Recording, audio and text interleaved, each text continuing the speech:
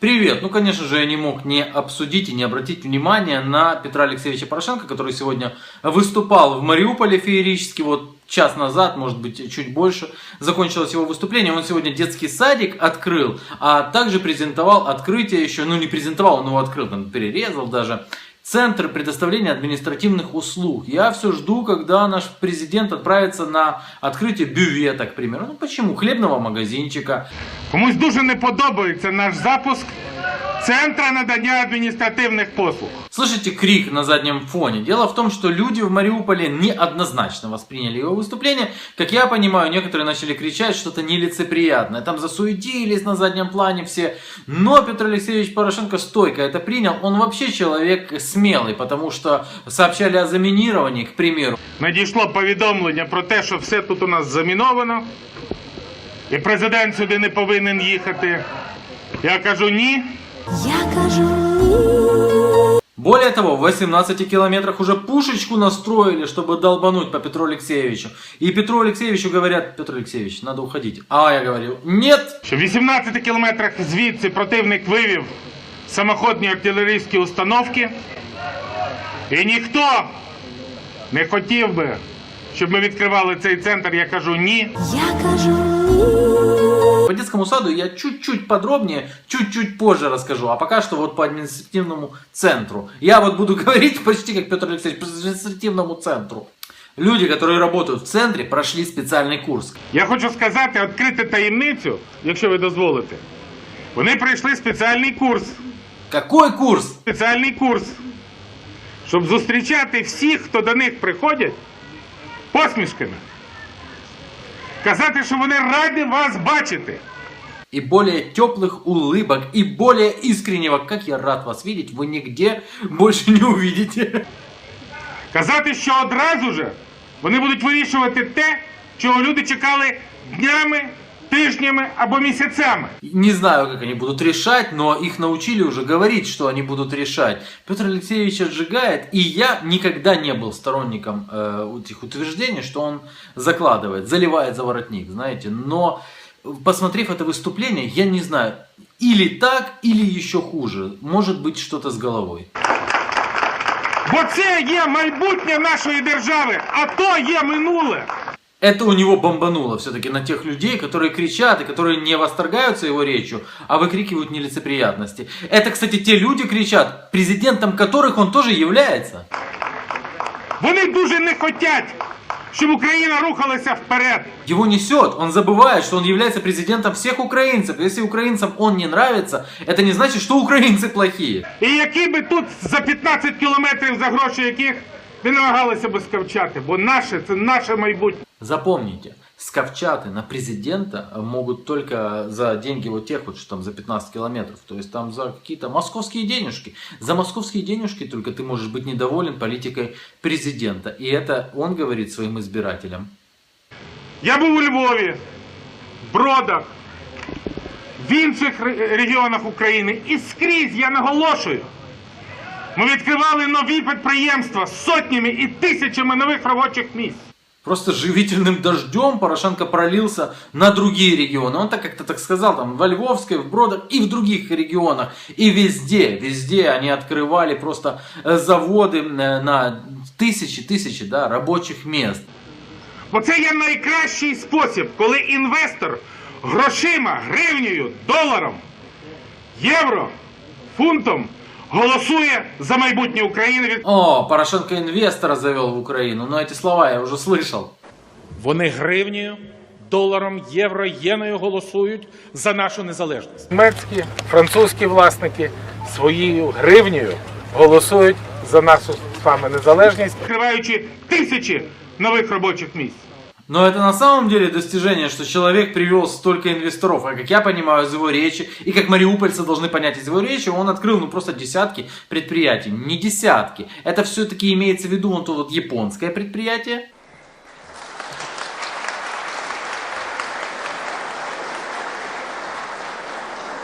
Ваше високоповажності. Вот как раз таки, что он имеет в виду. Открытие Фуджикура. И он там рассказывает, что мы можем использовать свой потенциал. У Украины такой потенциал просто сумасшедший для привлечения инвесторов. ми 100% можемо використовувати унікальний виробничий, економічний, людський потенціал України. Как заводится инвестор? Это, знаете, как пацаны, я его сам привел клиента. В самолете перетерли и все, уже завод делаем. Фуджикура, ёпта. І після 30-хвилинної розмови на борту президентського літака розмова завершилася рукотисканням і домовленістю. Інвестиції Фуджикури будуть у Львівській області. Инвестиции Фуджикуры будут в Украине. И вот здесь вот очень важный момент, потому что Порошенко рассказывает, что руководство Фуджикуры заявило ему, что это самое крутое место вообще практически в мире, где они открываются, потому что это так классно. Сейчас мы раскроем секрет. Вони заявили про те, що їм ніколи і майже ні в одній країні не було так комфортно розпочинати свій бізнес, як в Україні, у Львівській области. В чем же секрет? Почему же Фуджикура не могла с таким же успехом открываться во Франции, в Германии, даже в Чехии, в Польше? Что такое, Петр Алексеевич? В чем секрет? Пишався Україною, яка заслужила таку високу оцінку з боку іноземних інвесторів. Вот, кстати, второй завод, который будет производить кабели. Это вот их имеет в виду Петр Алексеевич Порошенко, который заводит инвесторов.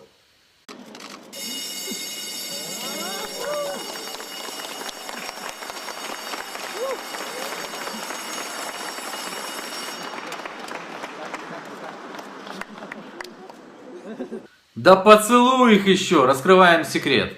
Бачите, як вже я доросла навіть до бригадира, і роботою я дуже задоволена. Крутой карьерный рост. А что там с зарплатой? Зарплата від 4 тисяч гривень. Фьють-фьють, как говорится, $150, серьезно. И они почему-то ищут сотрудников. Еще 300 сотрудников нужны во Львове. А почему же еще? Смотрите, заходим на этот сайт. Здесь отзывы о работодателях. Реальные живые отзывы. Читаем. Фуджикура. Зарплата. Ого, $150. Стартовая была $100. Плохие условия труда. Стоишь, работаешь в поте лица. На тебя постоянно дует ветер. Коллеги с линии часто ходят в полуболезненном состоянии. Условия, говорит, напоминают средневековую инквизицию. Так вот в чем секрет Петр Алексеевич Порошенко. За $150, я думаю, как там, в Габоне сказали, да пошли вы, да. Это по списку, то есть я не выбираю какие-то специально отзывы. Просто взял по списку, открыл. Тяжелая ручная работа, высокие нормы выработки. Зарплата должна быть минимум 6 тысяч. Неудобные условия работы, нет никаких перерывов. Много приходит новых людей, много увольняется. Следующий. $150. Дуже какой-то плохой микроклимат. Угу. 40% работающих больны. Вы представляете? Постоянные больны за $150 в месяц. Следующий. Европейская зарплата. 3100, 4200. А, он ошибся. Это в гривнах. Условия работы ужасные. Далеко не европейские или японские. Завод хоть и новый. Так, оборудование современное, но рабство, ощущение рабства не покидало. Высокие нормы.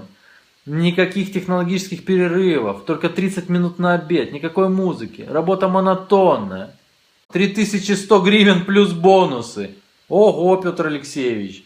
Слушай, а это, может пристроишь туда кого-то из своих детей работать? Ну а что, зарплата европейская, 3100 гривен, на дороге не валяются, да, и постоянно больные. Так вот, секрет оказывается, так можно любые инвестиции заводить. Ты снижай зарплату, до $100 снижай, а не, лучше до 50. $50 в месяц, вот когда доведешь уровень благосостояния своего народа до $50 в месяц выживания, тогда приедут заказчики, ну, к примеру, из Бангладеш. Будут приезжать, открывать заводы. Бангладеш открывает завод в Украине. Велике спасибі, що нас більше, а їх меньше. Но это выступление продолжается, и президент страны продолжает унижать граждан Украины. А вот дальше как раз то, о чем я говорил, потому что я всегда выступал против. Тут фишка, говорил я, не в том, что он закладывает за воротник, а в чем? Щоб Петро Олексійович, тендери пройшли, проекти завершилися. І починаючи з вересня, ми нарешті починаємо будувати ці 4 мости, які були зруйновані війною. Донбас цього так чекає. І він радіє, от, за своє. Что там за детский садик открыл Петр Алексеевич Порошенко? Сегодня все сообщили, Порошенко открыл садик. Детский сад в Мангуше, смотрите, Алиса открыл. А вот это вот что такое? Это 12-й год. Реконструкция детского сада Алиса. Решит проблему нехватки мест в детсадах Мангуша. А вот это вот что такое? Это 14-й год. 13 апреля. Порошенко еще даже не президент. Реконструкция. А, так Порошенко открыл детский сад, который модернизировали с 2012 года. После этого я могу его называть Маркиз де Сад. Я передивився, яка середня заробітна платня в Маріуполі. Я думаю, що не всі в Україні це знають. Дякуючи працюючим підприємствам, дякуючи вам, маріупольці, середня заробітна платня в Маріуполі складає 7422 гривні.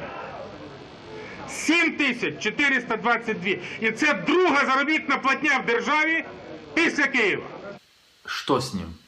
Петр Алексеевич, это просто. Средняя зарплата в Мариуполе. Уфу! 3000, 2000, 3900. О, 6000. Телекоммуникация. Так, 9000. Ресторанный бизнес. Ну, директор ресторана, наверное. Я думаю, не только украинцы вообще не знали, что средняя зарплата по Мариуполю вот такая вот, вторая после Киева, но и сами мариупольцы, как бы, ну, не знали. Смотрите, Петр Алексеевич, вот опять, как это можно объяснить? Петр Алексеевич уходит, вспоминает, да, про парад забыл сказать, и возвращается.